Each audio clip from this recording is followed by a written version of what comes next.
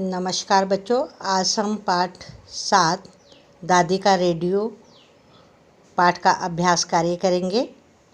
तो बच्चों, कल हमने कहानी पढ़ी थी। हमने दादी का रेडियो कहानी को पढ़ा, समझा। तो सबसे पहले आज इस कहानी के हम कठिन शब्दों के नीचे अंडरलाइन करेंगे। तो मेरे साथ आप बैठिए पेंसिल लेकर और कठिन शब्दों के नीचे अंडरलाइन करते जाएंगे। ये कठिन शब्द आपने लिख कर अभ्यास करना है।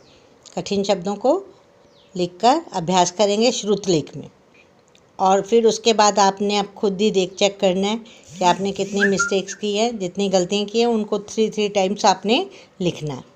तो सब बच्चे तैयार हो जाइए। सबसे पहले अंडरलाइन करेंगे चंडीगढ़। नेक्स्ट कहानियाँ, मोहल्ले, टेलीविज़न, भावुक, यहाँ पर भाप,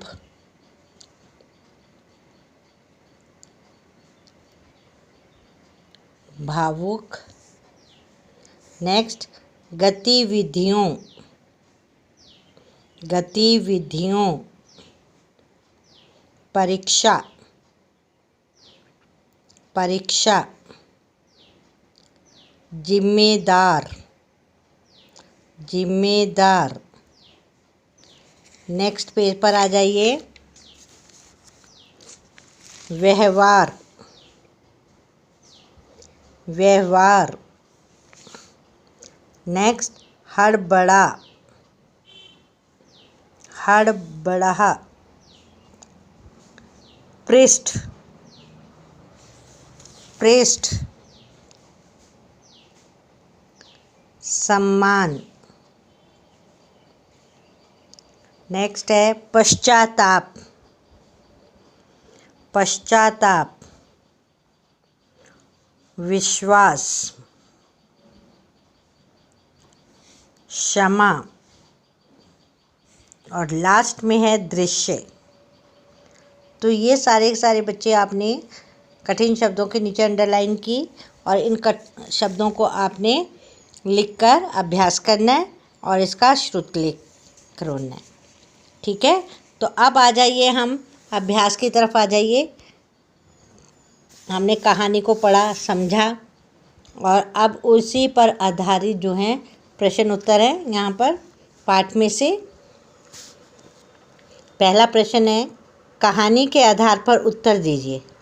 आपने कहानी के आधार पर उत्तर देने हैं। यहाँ पर फर्स्ट पंक्ति लिखी हुई है। इस पंक्ति के आधार पर आपने प्रश्न दिए हुए हैं, इन प्रश्नों के उत्तर देने हैं। पहले आप लिखेंगे नोटबुक में, सब ये पंक्ति लिखेंगे, फिर प्रश्न लिखेंगे और फिर उसका उत्तर आएगा। तो सबसे पहले लिखिए, सब रोहित को दादी का रेडियो कहते थे। ये पंक्ति लिखी। इस पंक्ति के आधारित ही जो है प्रश्न है कि रोहित को ऐसा सब क्यों कहते थे, क्यों कहते थे? क्योंकि रोहित जो है सब रोहित को दादी का रेडियो क्यों कहते थे? इसलिए क्योंकि वो सब बातें जो है रेडियो की तरह सारी जानकारी दादी को देता था, क्योंकि रोहित दादी को सारी जानकारी देता था। रेडियो में भी हमें सारी जानकारियाँ मिलती है, ठीक है ना? तो इसलिए हम रेडियो बोलते हैं उसे। तो ये दादी का रेडियो था, ये दादी को सारी जानकारी देता था। नेक्स्ट आता है, रोहित दादी को कौन सी खबरें सुनाता था? कौन कौन सी खबरें सुनाता था? मोहल्ले की खबरें सुनाता था, स्कूल की, मोहल्ले की, रेडियो की और टेलीविज़न की सारी खबरें रोहित दादी को सुनाता था। हो गया क्लियर? क्योंकि हमने पढ़ा था यहाँ पर, ये देखिए, हमने दादी को कहाँ से स्कूल, मोहल्ले, रेडियो और टेलीविज़न की समाचार सुनाता था। ठीक है ना? तो आपने भी ऐसे ही लिखना, बताना है यहाँ से। नेक्स्ट आता है ख, दादी चुपचाप कमरे में चली गई। इस बात को लेकर हमने ये 2 प्रश्न दिए हुए, इनके उत्तर लिखने हैं। पहला है, दादी को किस बात का बहुत दुख हुआ? किस बात का दुख हुआ था दादी को सबसे ज़्यादा? क्योंकि रोहित के माता पिता ने कम आने पर रोहित को उनका दोष जो था सारे जिम्मेदार किसको ठहराया था? दादी को ठहराया था, जो कि उससे बहुत दुख था इस बात का कि जिम्मेदार दादी को ठहरा दिया कि रोहित के एक बार कम नंबर आए तो दादी को उसका दोषी ठहराया। नेक्स्ट प्रश्न है, रोहित को अपने पिता का व्यवहार दादी के प्रति क्यों ठीक नहीं लगा? क्यों नहीं लगा था रोहित को? क्यों नहीं लगा था? क्योंकि जब रोहित के कम अंक आए तो माता पिता ने रोहित का सारा दोषी जो है दादी को ठहरा दिया और उन्हें बुरा भला कहा, जो कि रोहित को बिल्कुल भी अच्छा नहीं लगा था। ठीक है, नेक्स्ट आता है, जब मैं बड़ा हो जाऊंगा। अब फिर पंक्ति है, जब मैं बड़ा हो जाऊंगा तब अपने माता पिता को पूरा सम्मान दूंगा। ये पूरी पंक्ति है, इस पंक्ति पर आधारित ही ये प्रश्न है, इनके हमने उत्तर देने हैं। पहला प्रश्न आता है, रोहित ने अपनी कॉपी में ऐसा क्यों लिखा? क्यों लिखा था? क्योंकि वो अपने मन की भावना लिख रहा था कि भाई मैं जो है कभी भी बड़ा होकर अपने माता पिता को ऐसे तंग नहीं करूँगा, उनको तंग नहीं होने दूंगा, ऐसी गंदी बातें नहीं बोलूँगा। क्योंकि उसको बुरा लगा था कि जब माता पिता ने दादी को रोहित के कम अंक आने पर दोषी ठहराया था, है ना। तो उसने फिर अपनी कॉपी में लिखा था कि मैं अपने माता पिता को पूरा सम्मान दूंगा, बड़ा होकर मैं कभी भी उनको तंग नहीं करूंगा, उनको बुरा भला नहीं कहूँगा। नेक्स्ट आता है प्रश्न, रोहित के लिखे इन शब्दों ने उसके माता पिता के ऊपर क्या प्रभाव डाला? क्या प्रभाव डाला था कि जब रोहित के ये शब्द उन्होंने पढ़े तो रोहित जब सुबह उठा तो उसको अपने कानों पे और आंखों पर विश्वास नहीं हुआ, क्योंकि रोहित के पढ़े शब्दों से ये असर हुआ कि वो सुबह जो है रोहित की दादी से माफ़ी मांगते हुए दिखाई दिए उसे, कि रात वाली घटना जब घटी थी उस पर उन्होंने दादी से क्षमा मांगी। ठीक है ना, ये बात उसके पे ये प्रभाव पड़ा था कि दादी से क्षमा मांगी थी उन्होंने।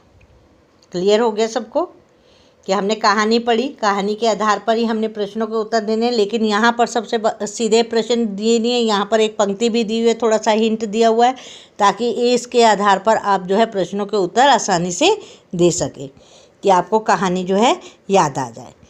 अब आता है प्रश्न नंबर 2। देखिए नीचे कुछ शब्द दिए गए हैं, रोहित, पिता और दादी के लिए आप इनमें से किन शब्दों का इस्तेमाल करना चाहेंगे और क्यों? ये शब्द दिए हुए हैं लाल वाले बॉक्स में, देखिए, भावुक, होशियार, ममतामयी, शांत, समझदार, क्रोधी और दयालु, ये शब्द दिए हुए हैं। और आगे यहाँ पर व्यक्ति के नाम भी दिए हुए, दादी दिए हुआ है, पिता दिया हुआ है, रोहित दिया हुआ है। फिर दूसरे बॉक्स में दिया हुआ है शब्द, कौन से आप शब्द लगाएंगे, फिर कारण बताएंगे हम क्यों कहा, हमने इन शब्दों का इस्तेमाल हमने क्यों किया। तो यहाँ पर सबसे पहली बात यह है कि दादी हमारी कैसी थी? ममतामयी थी, शांत थी, बिल्कुल। ठीक है, हमने 2 शब्द लिख लिए, ममतामयी और शांत। क्यों कारण क्या था? वह किसी से कुछ भी नहीं कहती थी, बिल्कुल शांत थी, है ना, इसलिए हमने इन शब्दों का प्रयोग किया। पिता कैसे थे? क्रोधी थे, है ना, क्रोध आ जाता था। रोहित के कम अंक आने पर वह दादी पर क्रोधी तो हो गए थे, गुस्सा आ गया था उन्हें, है ना, क्रोधी थे, क्रोधी स्वभाव के थे। नेक्स्ट आता रोहित क्या था? समझदार भी था, होशियार भी था, भावुक भी था और समझदार के साथ साथ दयालु भी था वो। क्यों? क्योंकि रोहित अपनी दादी से बहुत प्यार करता था, है ना। तो उसके लिए हमने इसलिए लगाया कि रोहित जो था भावुक भी है, होशियार भी है, दयालु भी है, समझदार भी है। तो ये इसलिए कि अपनी दादी से प्यार करता था, इसलिए हमने इन शब्दों का प्रयोग किया है। तो आप सब बच्चों को समझ आया कि हमने ये जो रोहित, पिता और दादी के लिए इन शब्दों का हमने इस्तेमाल कैसे किया, क्यों किया, कारण भी बताया हमने। ठीक है, तो भावुक हमने बताया कि रोहित है, होशियार भी रोहित है, ममतामयी कौन है? दादी हैं, शांत कौन है? दादी हैं, समझदार कौन है? रोहित है, क्रोधी कौन है? पिताजी है, और दयालु कौन है? वो भी रोहित है। ठीक है, हो गया क्लियर आपको? ये जो है आपने बॉक्स जो है अपने आप फिल करना है ऐसे। नेक्स्ट आ जाइए प्रश्न नंबर 3। प्रश्न नंबर 3 में दिया हुआ है, नीचे दिए गए प्रश्नों के उचित उत्तर पर सही का निशान लगाइए। जो ठीक है, यहाँ पर 3 ऑप्शन दी हुई हैं, विकल्प दिए हुए हैं। इन विकल्पों में से कोई एक सही है जो कि पाठ पर आधारित है। आपने ये ध्यान देना, अपनी तरफ से नहीं करना, ये पाठ में से जो सही है उसके ऊपर हमने राइट का निशान लगाना है। और ये 1 वर्ड में भी प्रश्न आ सकता है, उसमें आपने 1 वर्ड में आपको प्रश्न दिया होगा तो उत्तर लिखना होगा, इसलिए आपको उत्तर इसका आना चाहिए। रोहित अपने माता पिता के साथ कहाँ रहता था? कहाँ रहता था? मेरठ में रहता था? नहीं। चंडीगढ़ रहता था? सही है, सही, चंडीगढ़ के ऊपर सही लगा दे। और मुंबई रहता था? नहीं रहता था। तो इन बॉक्सों को जो है आप खाली छोड़ सकते हैं या फिर गलत का निशान भी लगा सकते हैं यहाँ पर। ठीक है, आपकी ये मर्जी है। अब नेक्स्ट आता है, दादी रोहित को कौन सी कहानियाँ सुनाती थी? राजा रानी की, नहीं नहीं, या परियों की? राजा रानी की सुनाती थी? नहीं, कांटा लगा दिया। नई नई कहानियाँ सुनाती थी, राइट का निशान लगाया। परियों की सुनाती थी? नहीं। हमने बुक में क्या पढ़ा था कि हर रोज़ जो है नई नई कहानियाँ सुनाती थी वो। तो इसलिए आपने अब देखा कि हमने विकल्प में से वही विकल्प पर सही का निशान लगाना है जो विकल्प बिल्कुल सही है, कहानी पर आधारित जिसके उत्तर है। ठीक है, इस चीज़ का आपने विशेष ध्यान देना है। नेक्स्ट आ जाइए बातचीत के लिए। ये बातचीत के लिए हम प्रश्नों को करेंगे, ये सिर्फ हम बोलने के लिए और बात आपस में हम और आप जो है बात कर रहे हैं, इसको आपने नोटबुक में नहीं लिखना। दादी अपना दुख किसी को नहीं बताती थी, क्यों? क्योंकि सुनता ही नहीं था कोई भी दादी की बात।